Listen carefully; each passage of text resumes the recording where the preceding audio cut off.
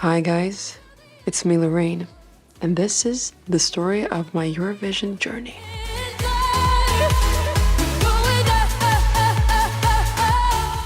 A song was sent to me.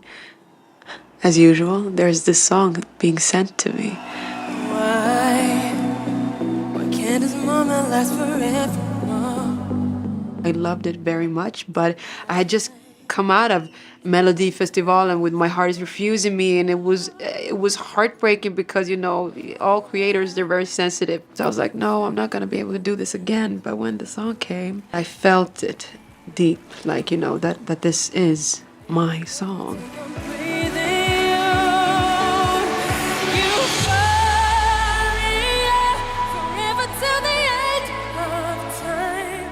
At the time when I got the song, it was not even written for a female singer. It was written for a male singer.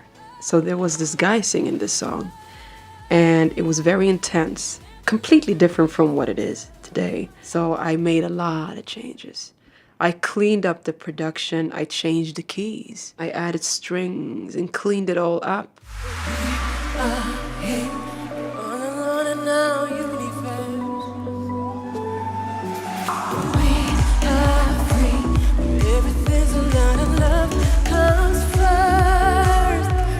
We recorded the song and it went really fast. Usually when there's a connection with a song, it goes very fast. It just flows in the studio. Some people struggle with songs for days.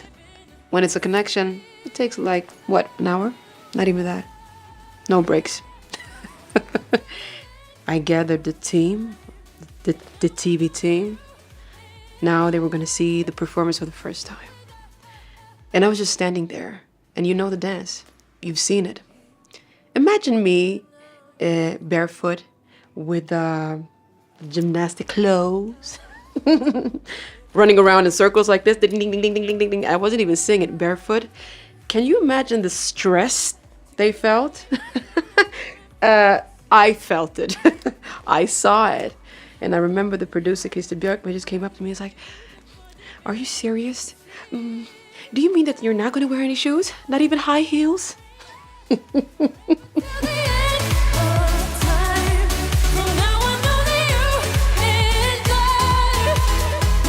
So everybody was so afraid because they didn't understand. But once I get everything together, the air, the light, that was when they realized this is actually very good. I said there needs to be a siren in the beginning.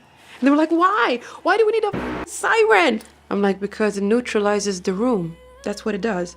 What are you talking about? That's what they said. What are you talking about, neutral? It is neutralizing the room, because what happens before is one energy. But once euphoria starts, we have to, like, it's almost like changing the chapter. You have to clean up the energies. And if you think about it, if you go to a meditation center before a meditation, what happens? Boom. And then you can feel the energy going down. And then you can start a new journey for 3 minutes.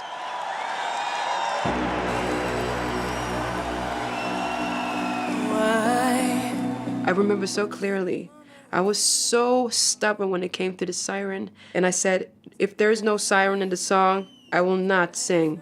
I will not compete. And this was just, I think it was just weeks before I was going to stand on stage. I said, well, then it's not going to happen. And so they had to, although they didn't want to. And I remember them calling me and saying, you know what? Now that we have this siren, it's never going to become a hit. Okay. And the UK awards its 12 points to Sweden. Okay, so when the votes started coming in and I was sitting in the green room, first of all, I have to say the green room, it's horror. Oh God, the energies are so stressed out. I'm never gonna get used to that, you know, because you feel what's going on in the room. Like, and I remember like, oh God, this is like, I can feel every cell in my body trembling. Not a lot of people know that purposely I didn't learn all the rules and regulations. So I didn't know who's voting. Is it the people or is it just a jury? I didn't know any of that. So I was just sitting there being a little bit like, you know, clueless and feeling the energy.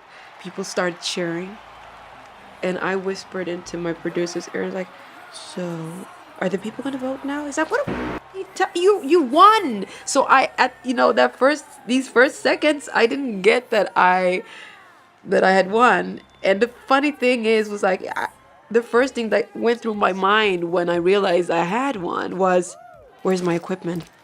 I need to do this again." And it needs to be good.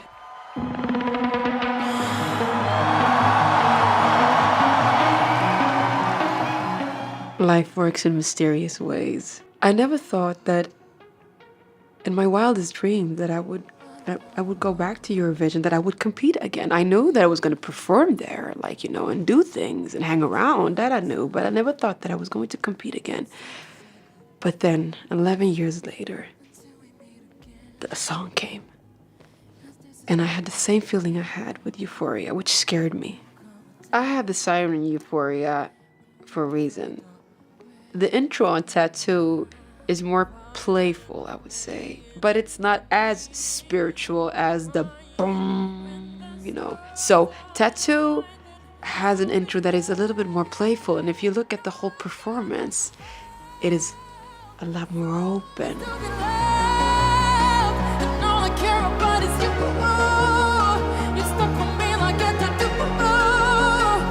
It's funny, this is so spiritual, because if you look at Euphoria and you compare it to Tattoo, Euphoria is yin, Tattoo is yang. Euphoria was mysterious, Tattoo is open. It's sunlight, it's so much light, it's crazy. Isn't it interesting? And this has happened subconsciously, not even purposely. It was not like I'm gonna make something open. It was not like that at all. It's just so interesting, Moonlight, daylight.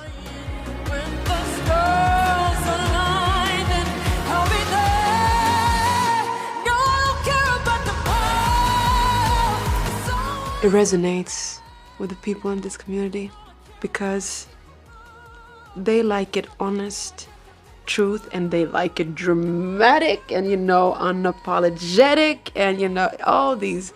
Yeah, so I don't know, but I think so, at least. I'm just saying what I like.